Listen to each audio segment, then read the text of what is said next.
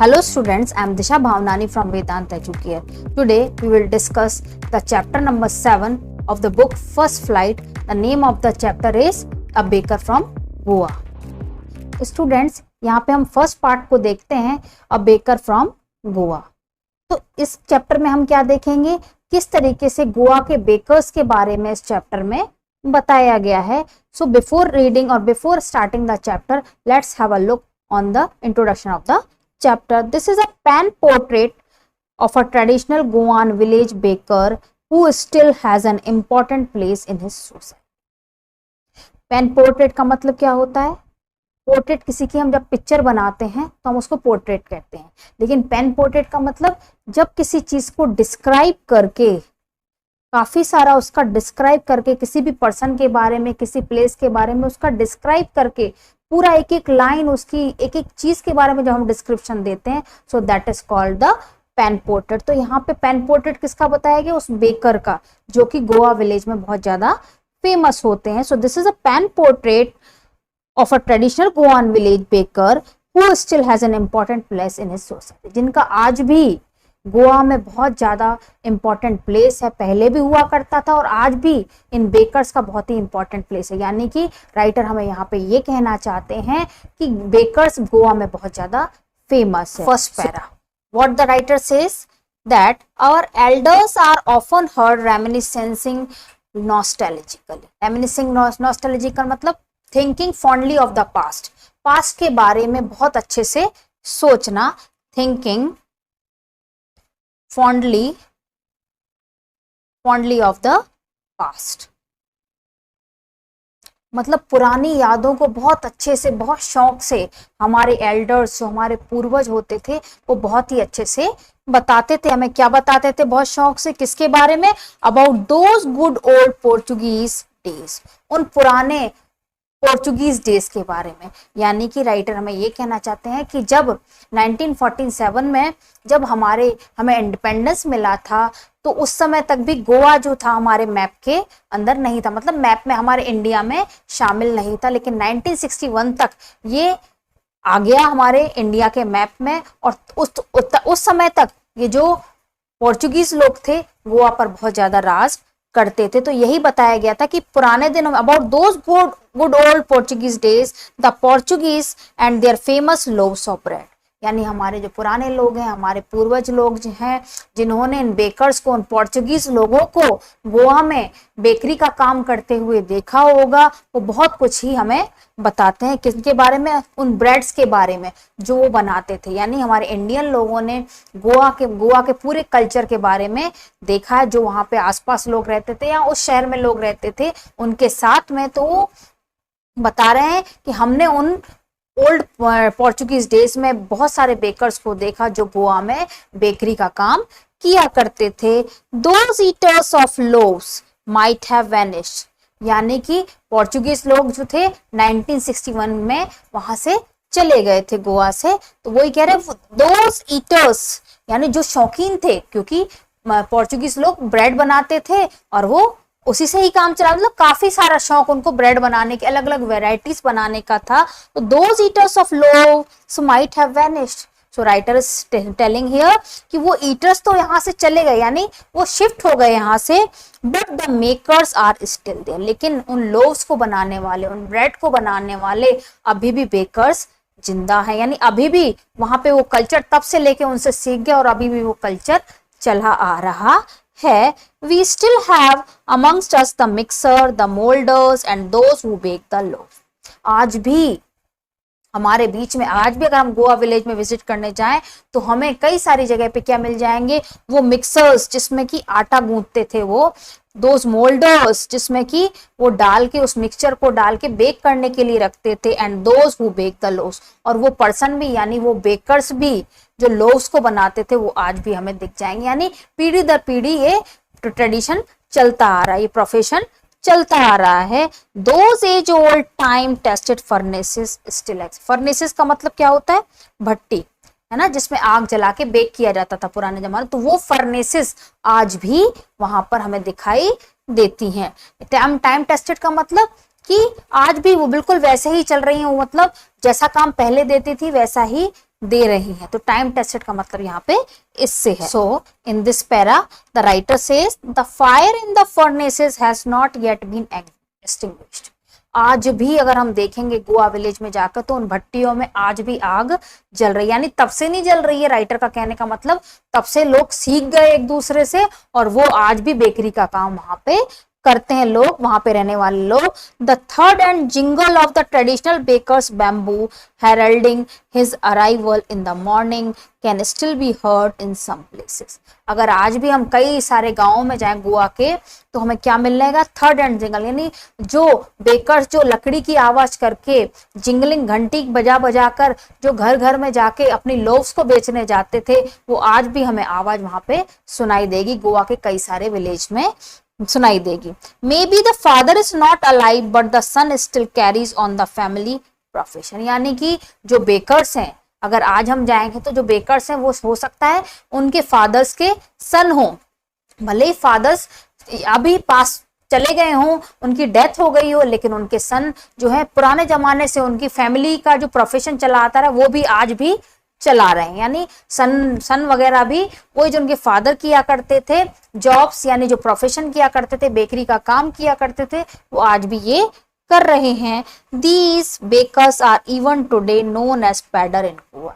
ये आज भी बेकरी का काम करते हैं उनके सन, यानी पहले पुराने जमाने में उनके फादर, फिर उनके भी फादर, और धीरे धीरे पीढ़ी दर पीढ़ी ये प्रोफेशन चलता आ रहा है। और उन बेकर्स को गोवा में क्या कहा जाता था, पैडर, पैडर नाम से जाना जाता था। बेकर्स को, जिनको आज हम बेकर कहते हैं, उनको गोवा में पोर्चुगीज लैंग्वेज में पैडर कहा। In Goa the baker used to be our friend.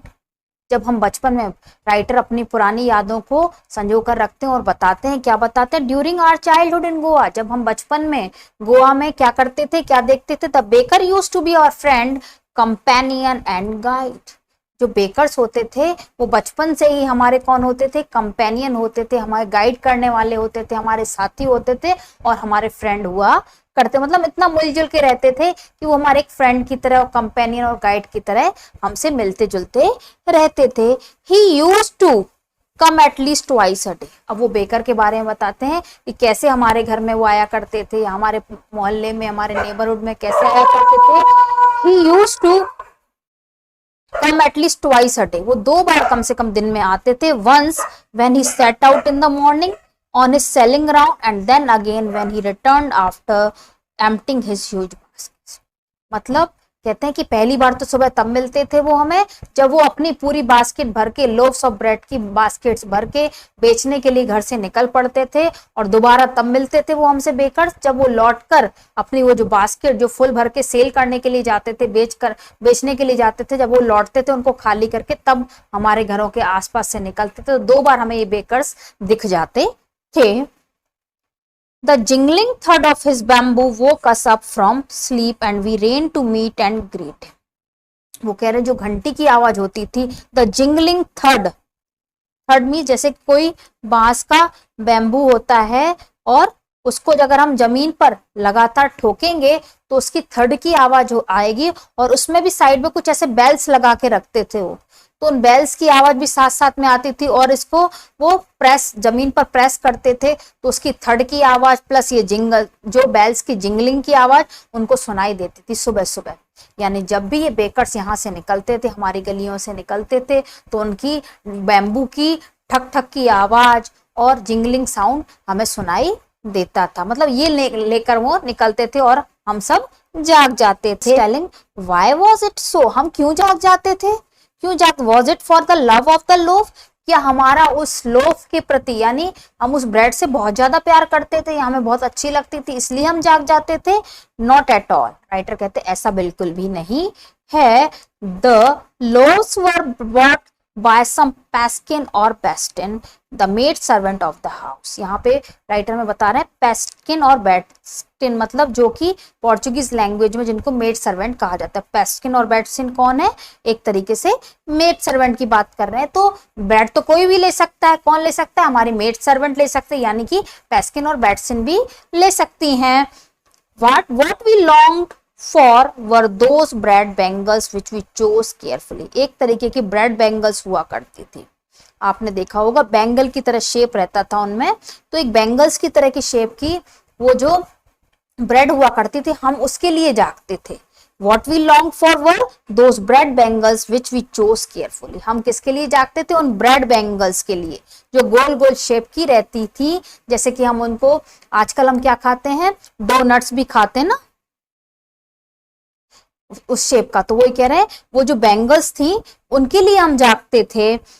Now which we chose carefully, sometimes it was sweet bread of special, और कभी कभी हम उसको छांट छांट कर लेते थे क्योंकि कभी कभी बहुत ही ज्यादा स्वीट बनी हुई होती थी, तो हम उनके लिए जागते थे, उन बैंगल्स को ढूंढने के लिए, उनको छांटने के लिए जाते थे। Now the baker made his musical entry on the scene with the झैंग झैंग sound of specially made bamboo. अब बेकर कैसे एंट्री लेता था कि मेड इस म्यूजिकल एंट्री, बहुत ही अपने उस बैम्बू को बजा बजा कर झैंग झैंग साउंड करते, जो बेल्स होती थी वो झैंग झैंग साउंड करती थी, और अपने उस बैम्बू स्टाफ को बजा बजा कर हमारी गलियों से निकलता था। One hand supported the basket on his and and the other bang the bamboo on the ground. एक हाथ में तो क्या होता था, उसकी बास्केट होती थी पीछे सिर पर उसके क्या होती थी, बास्केट खड़ी होती थी। यहाँ पे बास्केट नहीं दी हुई है, आप देखें, एक हाथ में वो सपोर्ट करके बास्केट लिए हुए रहते थे और दूसरे हाथ में वो क्या लिए रहते थे, बैम्बू का स्टाफ, यानी वो डंडा सा पकड़े हुए रहते थे। नाउ और वो दूसरे हाथ में जो बैम्बू का स्टाफ पकड़े हुए रहते थे उसको जोर जोर से बजा बजा कर गलियों से निकलते थे।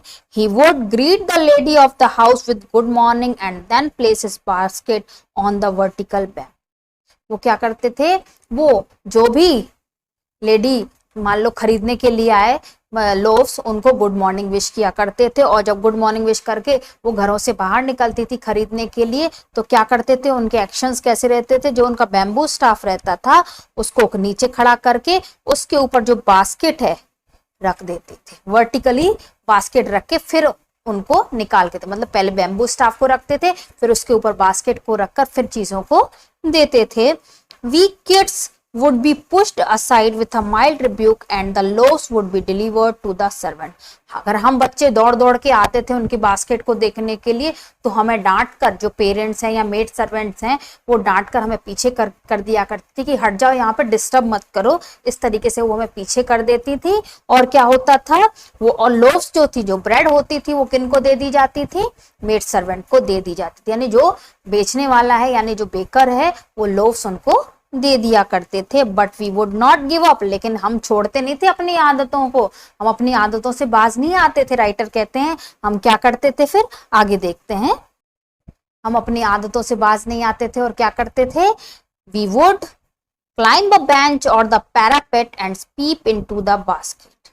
हम समहाउ मीन्स, या तो फिर हम, अब हमें देखने की इच्छा होती थी क्योंकि हमें बैंगल्स बहुत अच्छे लगते थे, तो हम क्या करते थे, हमारे पेरेंट्स या मेड सर्वेंट तो हमें पीछे हटा देते थे कि चलो जाओ डिस्टर्ब मत करो, लेकिन हम क्या करते थे, हम जाके, जो आपने देखा होगा कि हमारे घरों के बाहर जो बाउंड्री वॉल होती, जो बहुत छोटी, जिसकी हाइट बहुत छोटी होती है, तो हम क्या करते थे, यहाँ तो बेंच पर खड़े होके उन बास्केट की ओर झांकते थे, या फिर क्या करते थे, वो जो बालकनी की जो वॉल होती उस पे चढ़कर उसकी बास्केट की तरफ देखते, यानी बेकर की जो बास्केट में क्या क्या है वो हम सब बालकनी पे, यानी जो पैरापेट है, जिसको घर की जो बाउंड्री वॉल कहा जाता है, उसमें से झांक कर देखा करते। यानी हम अपनी आदतों से बाज नहीं आते थे कि हमारे पेरेंट्स ने हमें भगा दिया, बोला जाओ, और हम जाके सो गए या हम घर पे बैठ गए, हम तो कैसे भी करके देखते ही थे उसकी बास्केट की तरफ।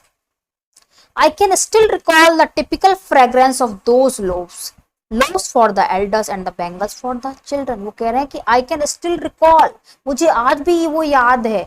राइटर जो है लूसी रॉड्रिक्स क्या कहते हैं, I can still recall the typical, वो खुशबू मुझे आज भी याद है, ऑफ दोज लोव्स, उन ब्रेड्स की। लोव्स फॉर द एल्डर्स, यानी ब्रेड जो है इस शेप के जो ब्रेड्स होते थे वो तो बड़े लेते थे, बड़े खरीदती थे, जो मेड सर्वेंट्स खरीदती थी बड़ों के लिए, and the bangles for the children, और जो गोल शेप की बैंगल्स होती थी वो किसके लिए, बच्चों के लिए खरीदी जाती थी। Then we did not even care to brush our teeth or wash our mouths properly. अब जब हमें वो बैंगल्स वगैरह खरीद ली, मेड सर्वेंट ने सब हो गया, तो क्या करते थे, अब हमें मुंह धोने की भी इच्छा नहीं होती थी, हम नहीं चाहते थे कि हम अब ब्रश भी करें।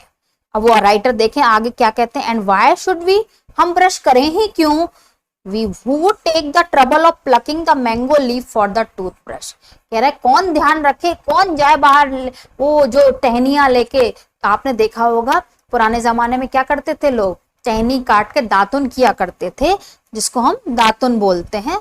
तो वो दातुन तोड़ के लानी पड़ती थी, नीम के पेड़ की भी दातुन टहनी ला सकते हैं, मैंगो की भी, बबूल की, लेकिन यहाँ पे राइटर ने किसका डिस्क्रिप्शन दिया है, मैंगो लीफ का। तो कह रहे कौन तोड़े, वो कौन लाए उन टहनियों को, और कौन उनकी पत्तियां तोड़े, क्यों लाए, क्यों करें हम brush, and why was it necessary at all, और ब्रश करना जरूरी ही क्यों है।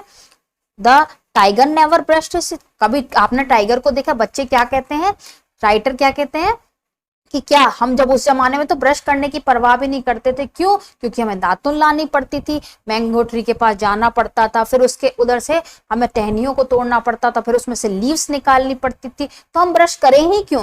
क्या कभी आपने देखा, वो दूसरा हमें बता रहे हैं, क्या कभी आपने टाइगर को ब्रश करते हुए देखा है। Hot T could wash and clean up everything so nicely after all. वो कह रहे हैं, अपनी दलीलें बता रहे हैं, है ना, कह रहे हैं कि क्या होगा, हम चाय गरम गरम चाय पियेंगे और गरम गरम चाय से हमारी खुद ही दांत साफ हो जाएंगे, फिर हमें टहनियां लाने की जरूरत ही क्यों। Now, in this para, the writer says, marriage gifts are meaningless without the sweet bread known as the bowl, just as a party or a feast. वो कह रहे हैं मैरिज की गिफ्ट, जो अगर कोई गिफ्ट देने जाता था, कोई शादी अटेंड करने जाता है, तो मैरिज गिफ्ट में क्या ले जाता था, वो बोल, एक टाइप का यानी बेकरी का ही आइटम है ये, तो बोल लेकर जाता था। ये बोल क्या है, वर्ड पोर्चुगीज वर्ड है, एक तरीके का पेस्ट्री टाइप का आइटम होता है जिसको बोल कहते। तो वो कह रहे हैं बोल लेकर जरूर जाते थे, यानी एक ट्रेडिशन था वहां पे, जस्ट एज अ पार्टी और फीस्ट, चाहे वो दावत हो, फीस्ट हो, कुछ भी हो, पार्टी हो, लेकिन बोल का एक गिफ्ट लेकर लोग जरूर जाते थे। Loses it's charm without bread. वो कह रहे हैं कि अगर ब्रेड ना रखी जाए किसी पार्टी और फीस्ट में, दावत में, तो समझ लो मजा ही नहीं आएगा।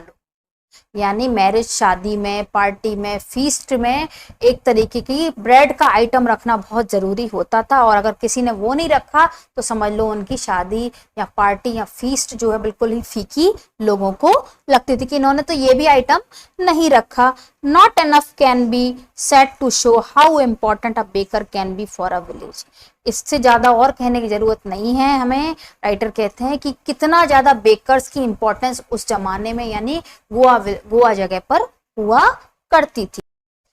Yes, now in this para, what the writer says, the lady of the house must prepare sandwiches on the occasion of her daughter's engagement. घर की लेडीज जो होती थी, अगर उनकी बेटियों की एंगेजमेंट होने वाली है, सगाई होने वाली, तो वो मेहमानों के सामने क्या रखती थी, सैंडविचेस जरूर बनाती थी। यानी एक तरीके का ट्रेडिशन था उस समय कि वो सैंडविचेस जरूर ही बनाएंगे गेस्ट के आगे। Cakes and bolinhas are a must for Christmas as well as other festivals. यानी बोलिनास भी एक तरीके का बेकरी आइटम है। वो क्या कह रहे हैं, केक्स और बोलिनास जो भी होते थे वो भी मस्ट मीन्स बहुत जरूरी होते थे for Christmas as well as other festival. Christmas के त्योहारों पर या और कोई भी त्योहार हो, केक और बोलिनास जरूर ही रखे जाएंगे, लोग जरूर ही खरीदेंगे। Thus the presence of the bakers furnace in the village is absolutely essential. यानी कि बेकरी होना हर गांव में बहुत जरूरी होती थी। यानी उनकी भट्टियों का होना, बेकर्स का होना, आइटम्स का बनाना बहुत ज्यादा जरूरी। The baker or bread seller of those days had a peculiar dress known as the kabai. एक तरीके की ड्रेस होती थी कबई की, जैसे ये तो आजकल के जमाने की है, पर थोड़ा सा नॉर्मल ही, इतनी ही घुटनों तक ही होती थी। The baker or bread seller of those days, उन दिनों जो बेकर्स की ड्रेस होती थी वो कैसे थी, एक अलग ही तरह की ड्रेस होती थी कि जो लोग पहचान जाते थे कि ये बेकर ही है। और उस ड्रेस का नाम क्या था, कबई। शॉर्ट ड्रेस हुआ करती थी, घुटनों तक ही हुआ करती थी और वन पीस ही हुआ करता था। It was a single piece long frock reaching down to the knees. As I have told you earlier, ये नीज तक ही होती थी, यानी नीचे से कुछ भी नहीं पहना हुआ होता था, बस नीज तक ही यहाँ तक उनकी ड्रेस हुआ करती थी। In our childhood, we saw bakers wearing a shirt and trousers which were shorter than full length ones and longer than half pants.